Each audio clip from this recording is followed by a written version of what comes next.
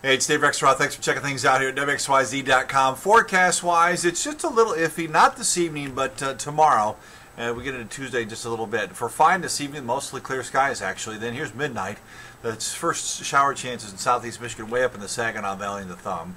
They try to get a little bit closer to the metro area, but really it looks like it's probably drier Detroit south than areas to the north. You can see a few showers here and there perhaps in the morning, better chances in the afternoon, but most of it, again, in the northwest side of the metro or even farther northwest. So your forecast for Detroit, 55 for a low.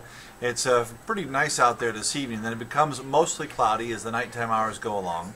Will be dry overnight, then mostly cloudy is the general rule tomorrow at the high of 72. But there is a slight chance for a shower around the Detroit metro area. Better chances up areas like Livingston County up to Flint, Lapeer, those regions throughout the day Tuesday. Then everybody's got a much better chance of rain Wednesday and Thursday. Temperatures around 70 or just a little shy. Try to squeak out a couple of dry days Friday and Saturday. However, right now looks like there's a chance of rain on Sunday and Memorial Day. Temperatures aren't too bad. 72 is the average this time of year, so 74 on Sunday, 71 on Monday, not so bad, especially 76 and 73 Friday and Saturday. But may have some options, so is the rain in there. We'll keep track of that. Don't change your plans just yet. We got a long way to go until we get to the weekend for Memorial Day.